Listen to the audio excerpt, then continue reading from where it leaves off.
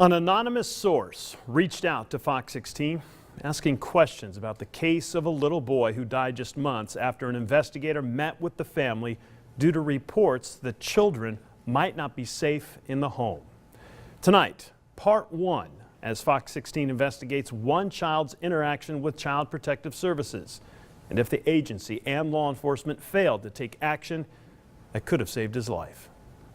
Right on your foot top. I dropped to my knees and cried. We first met Braden Bohack when a piece of concrete at a motel allegedly fell on top of his foot in May of 2014. He screamed "mommy," and that was the last words I heard out of him. The injury required major surgery, resulting in a $350,000 settlement for his parents. And it looked like the toddler was on the fast road to recovery.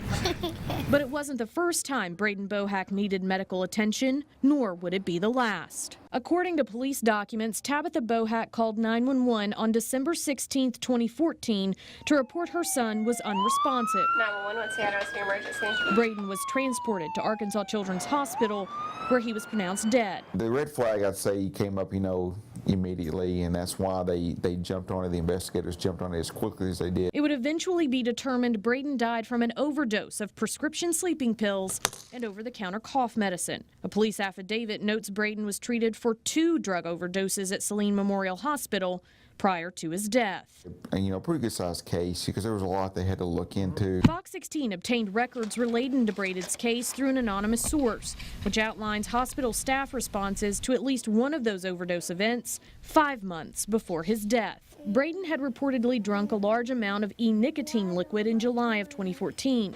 According to hospital records, Braden kept saying, "Mommy, you gave it to me to drink." Staff reported Tabitha Bohack repeatedly asked if DHS would be called, and when it was time to discharge Braden, Tabitha had passed out at his bedside, exhibiting slurred speech and staggered walking.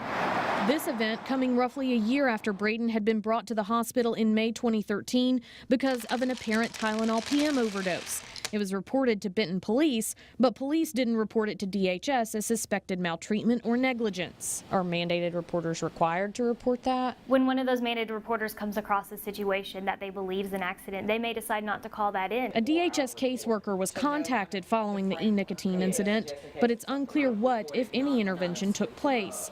Although records show a true finding of inadequate supervision and medical neglect entered into the system against Tabitha from July 2014. I always want the best for the child. Less than 2 months later, in September, investigator Danita Hampton would be called out to the family's home. All we know about the family is what's in the report. After reports Braden and his older sister attempted to cut their infant sibling's throat with a broken light bulb. In a separate report, the older daughter had tried to strangle that same infant sister. I told her she had to keep an eye on these kids at all times. Hampton has since resigned, citing the stress and caseload she was required to carry, sometimes reaching 70 investigations at a time. Like caseworkers, they have to monitor the families like either weekly or bi-weekly or once a month, and you can't really get in there like you should and will really want to because you're looking at the time and you need to go see this family, and then on top of it you got to see like 3 more families. Danita had hopes she had helped the family and was unaware of what became of Braden Bohack. It was kind of devastating. I know that I had moved it on over to a caseworker and was hoping things would have worked out. Hampton's final report, dated October 10, 2014,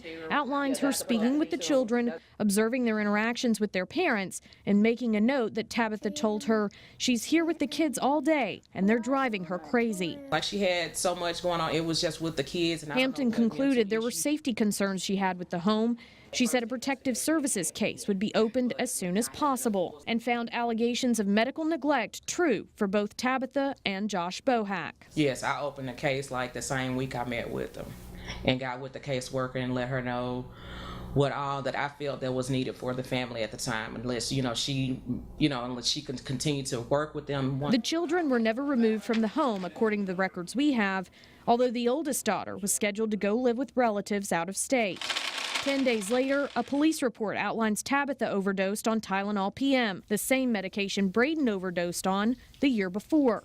Sources tell us again calls were made to DHS with requests to remove the children. If there was suicide attempts from the parents, that would let us know, okay, and we need to get this child out this house. 2 months later, Tabitha met up with police again, accused of shoplifting on December 15th. Braden, a 4-year-old full of energy, would be dead a day later.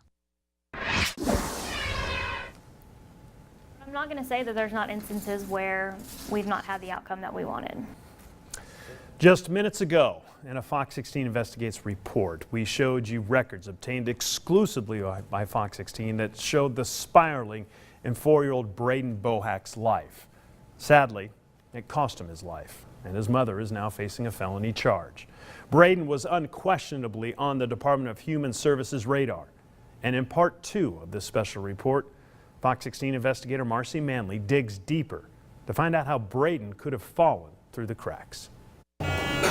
Tabitha, would you like to say anything? Tabitha Bohack spending the past 4 months going in entering a plea of not guilty and out of court, charged with manslaughter in June for the death of her 4-year-old son, Braden. When something like that occurs, it's extremely concerning and something that we want to look into as soon as possible. Fatalities of children following interactions with DHS happen more frequently than many would like to see. It's the most serious concern. According to an independent review of the Child Services Division, 40 kids died this year as of July 2015, despite coming into contact with the Division of Children and Family Services.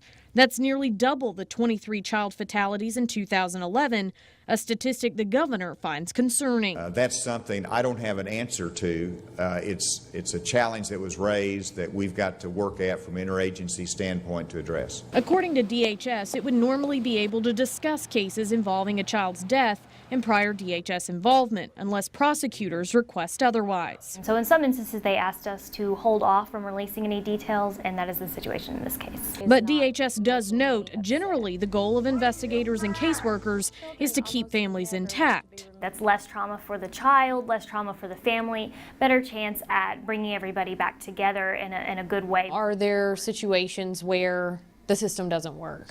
Yes. I'm not going to say that there's not. At the end of the day, our caseworkers can put the best safety plan in place that there is, and then something still happens. You know, what happens with one parent on one day can dramatically alter the future. That will help us make a determination. Danita Hampton was the investigator called to the Bohack home 3 months before Braden's death.